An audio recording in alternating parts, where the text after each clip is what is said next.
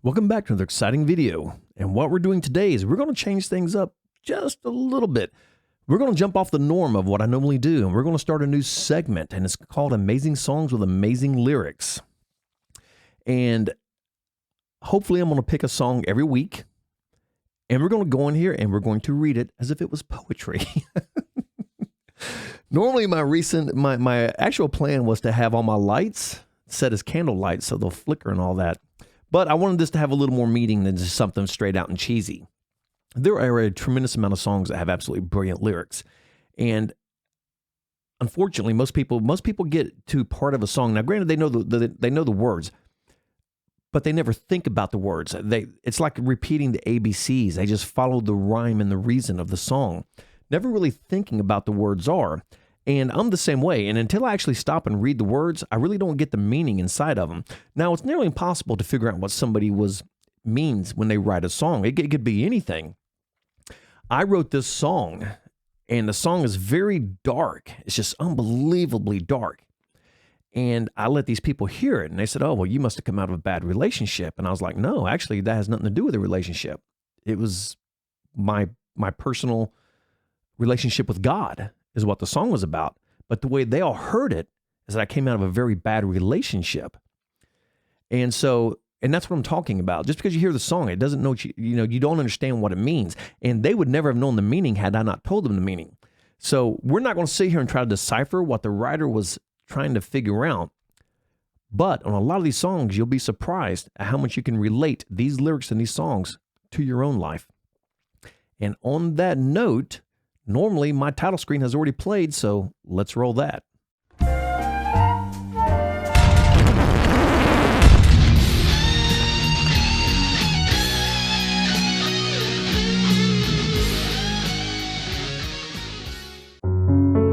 Said we're going to do something a little different than what we normally do. And real quick before we get started, I am giving away a guitar. If I get to 50,000 subscribers by the end of this year, and yes, it is a very, very big number. The reason it's a big number is because I'm giving away a pretty damn nice guitar. And I'm giving away my my Ibanez 1070 PBZ. If you want to see what it looks like and sounds like, I do have a review on my channel of that guitar. Check it out. The guitar is absolutely flawless. It is beautiful, and it plays like a dream, and it was set up by me. And real quick, I got to throw this out there. This has nothing to do whatsoever, no way, shape, or form is this any way related to Ibanez or YouTube. This is strictly a Trace Taylor thing. I am doing this to get my channel moving because I have dedicated a lot of time, a lot of effort, and a shit ton of gear to make this thing go. So by God, we're going to make this thing go. So enough of that. Let's move forward. So the first one we're going to do in this series is going to be called Amazing Songs by Amazing Songs with Amazing Lyrics. And the first thing we're going to do is from my all-time favorite piano player, and actually one of my favorite musicians, period. And yes, I am a metal guy. I am a rock and roller. My favorite singer-songwriter ever in this world is Mr. Billy Joel. I love Billy Joel, and Billy Joel is the reason I started playing piano. I heard a song he did off one of his albums called Nocturne. It is a small semi-classical piece, and I thought it was one of the most beautiful things I ever heard. And that got me interested in piano right off the bat. That got me interested in music. That got me interested in guitar. And that's what got me here on this YouTube channel. It's amazing how it all starts at A and it goes to D, but you got to pass through B and C to get there. So once again, we're going to do this. And yes, I will constantly grab this microphone. I might need to tighten it up a little bit, actually. So yes, I'm going to constantly grab this microphone. Actually, let me scoot up. I'm stretching my arm out too far. Much better. Now we got places we can actually put this microphone. So, like I said, one of my favorite composers of all time is Mr. Billy Joel. And in my opinion, the greatest singer-songwriter of all time. He is the most prolific songwriter I personally have ever heard. And I've heard a lot of music over my days. And when I say that, because you can't sit there and say, well, a songwriter, what about Beethoven? Okay, well, we're talking apples and oranges, my friend. In our world that encompasses us right now, and Beethoven is not alive, Billy Joel is the greatest singer-songwriter. He's the most prolific songwriter out there. I think the only person that's even close to Billy Joel is Mr. Paul McCartney, who has written some brilliant music. But even at that, I think where Billy Joel buries Paul McCartney is Billy Joel is also a brilliant lyricist. So the song we're going to be doing is called Summer Highland Falls, which is actually my favorite song by Billy Joel, and you're getting ready to find out why. The song was written about manic depression. It is the second song off the Turnstiles album. It was written about manic depression, and the way he describes it is the left hand is the depressed hand because it moves very slow up and down the piano, and the right hand, which is just a flurry, a bevy of notes going consistently throughout the entire song, and it is hard. And let me tell you, halfway through the song, my right hand is exhausted. It does not stop. That is the manic side. He wrote this in Highland Falls in 1975. And the inspiration came because he was coming out of a bad relationship, and he had been in California for 3 years. I would be depressed also if I lived in California for 3 years. And he was moving back to his home of New York. And such Summer Highland Falls was born. So we're going to read this amazing songs with amazing lyrics. And this is Summer Highland Falls by Billy Joel. And I guarantee you, in all these things that I do, you will be able to relate a part of this music to your life. And that's what makes music amazing, is the relationship we have between what we hear and what we feel. That's what makes music amazing. Summer Highland Falls by Billy Joel. They say that these are not the best of times, but they're the only times I've ever known. And I believe there is a time for meditation and cathedrals of our own. Now I have seen that sad surrender in my lover's eyes, but I can only stand upon and sympathize. For we are only what our situations hand us. It's either sadness or euphoria. He could have stopped the song right there, and it would have been absolutely brilliant. These words carry so much weight in what he's saying. Think about it. These may not be the best of times for you, but they're the only times you've ever known. You have nothing else to relate it to. And yes, sometimes there is a time for meditation and cathedrals of our own. There's time for us to build. There's time for us to just sit and wait. I have seen that sad surrender in my lover's eyes, and I can only stand apart and sympathize. And I'm pretty sure that every one of us in this world that's ever been through a relationship can absolutely understand that one line. Now I have seen that sad surrender in my lover's eyes, and I can only stand apart and sympathize because I have seen that surrender in my lover's eyes before. And all you can do is sympathize. You can't do anything else. When you cross that threshold, once you surrender to it, it's over. Wow, this turned out to be sad very fast, didn't it? For we are always what our situations hand us. It's either sadness or euphoria. Think about that. Think how powerful that one line is. Because we are exactly always what our situations hand us. That's all we are, is what our situations hand us. If you get fired from your job, that's the situation you've been handed. And no matter what that situation may be, it's either sadness or euphoria. The situation makes you very happy or very sad. This is absolutely brilliant writing. And this is some of the best writing I've ever read in my life. And I'm not talking, and I've read a lot of Robert Frost, and dude, everything green is gold, and absolutely, amazing, absolutely amazing. But for a musician to write like this is absolutely astounding to me. So we'll argue on, we'll compromise, and realize that nothing's ever changed. For all our mutual experience, our separate conclusions are the same. Now we are forced to recognize our inhumanities. Our reasons coexist with our insanity. But we choose between reality and madness. It's either sadness or euphoria. So we'll argue on and we'll compromise and realize that nothing's ever changed. How many times have you done that in your life? You have fought your point to the bitter end only to concede and compromise, and you're right back where you started. I mean, I can't count the situations I've done that in. For all our mutual experience, for everything that we've gone through together, our separate conclusions are the same. I believe in A, you believe in B, but somehow we end up meeting at C. And our two conclusions, what we had before, just kind of didn't matter. And we end up in the same place. Now we are forced to recognize our inhumanity. Our reasons coexist with our sanity. The only thing that I can take from that, and I'm speaking of this from personal experience now, because I've lived a pretty long life. I'm an old dude, There was dinosaurs, dirt, then Trace Taylor.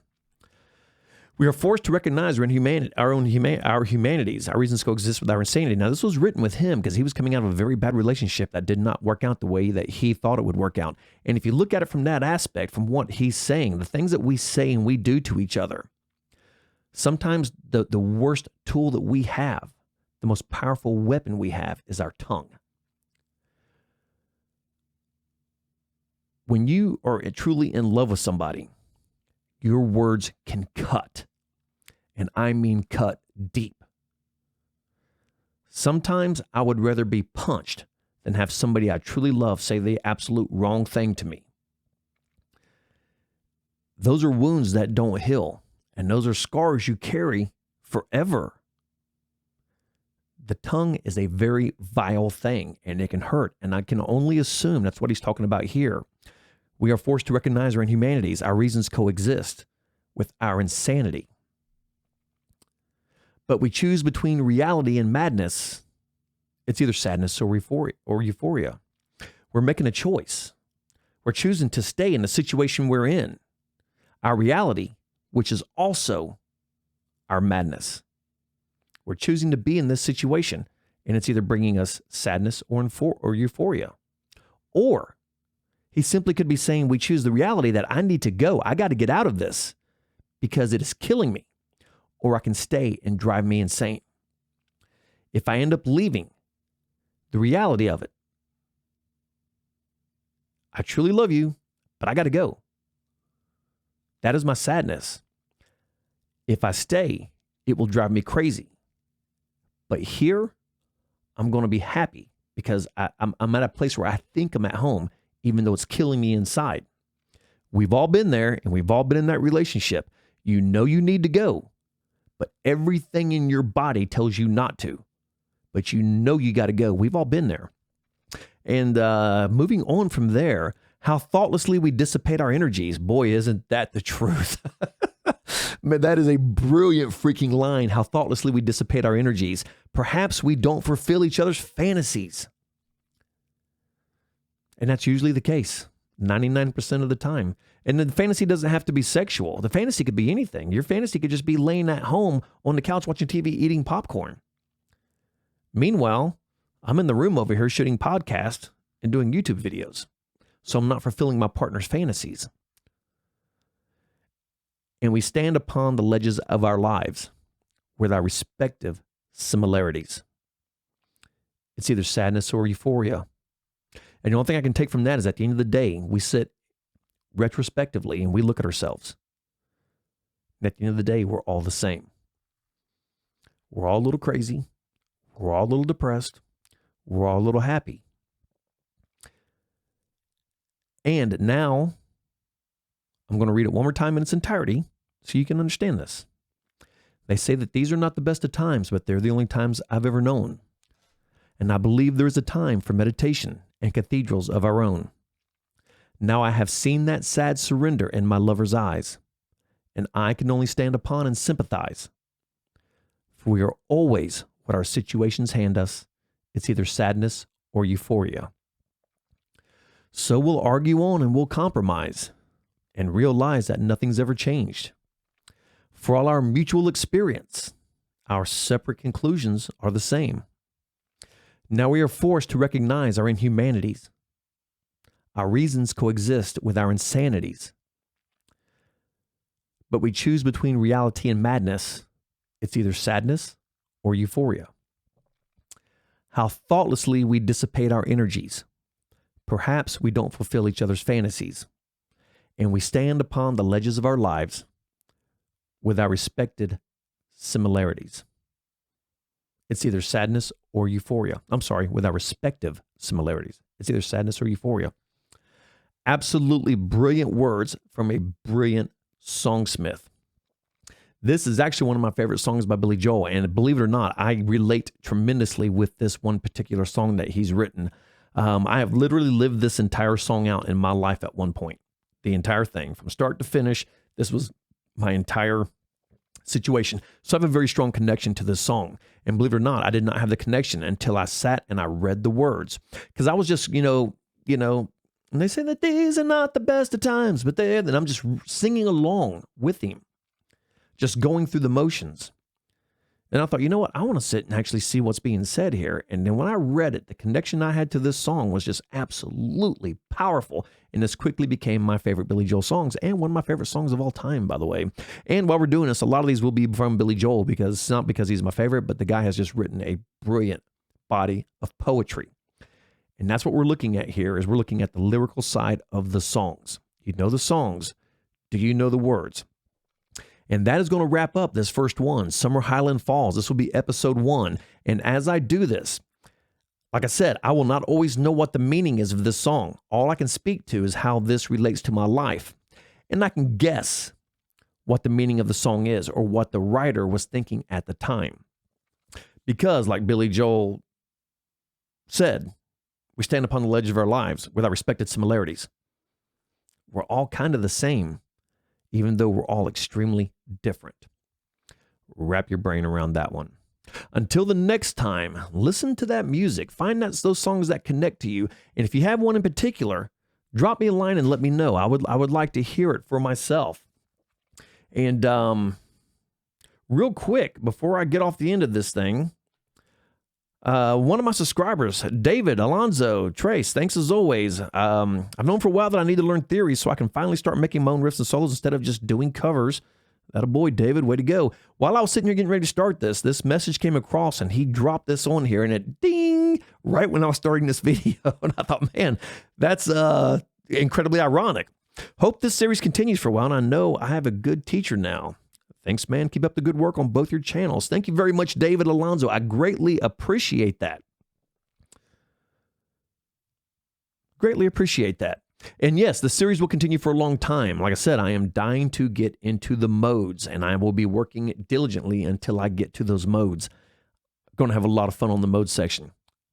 But on that note, like Sammy Hagar says, if you miss the beat, you lose the rhythm, and nothing falls into place. And there I go again. And you will hear me quoting song lyrics from multiple people during the course of my YouTube life. I love music. I love what I do, and I love doing this YouTube channel. This is so much fun for me that I'm trying to get to a point that this is what I do for my life, because I enjoy this and I enjoy sharing. And so let me close this window out. So again, like I said, listen to the music, listen to the words. And if you find a song that you just really, really have a connection to, please let me know, because I'm kind of curious about this. I'm not the only people that this stuff connects to. It connects to everybody, but the songs that connect to me are not going to connect to you all, and vice versa. So I want to know what absolutely does connect to you. To me, this is very, very interesting, because this shows me, this song shows you a little window into my soul and how I think. And that's what music does. Music touches your soul. You hear a song that takes you back when you were 13, just starting high school, coming out of middle school, looking at that little girl across the playground, knowing you got the biggest crush on her in the world, but you're too damn afraid to do anything about it. There's a song that reminds you of that. We're going to wrap this up right there. As the great Billy Joel said, I told you. Life is a series of hellos and goodbyes, and I'm afraid it's time for goodbye again. So until the next video, this is episode 1. Episode 2 will be coming out, and it is a great song with amazing, absolutely amazing lyrics. And real quick, and I think I said Paul McCartney was a number 2 behind Billy Joel. I now correct myself. I do not believe that.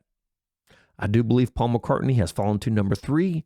In my next video, that guy will be number 2. Wait till the next video comes out to see it. Until the next time, be good to yourself, practice your music, be excellent, And to quote Bill and Ted, be excellent to each other. Rock on.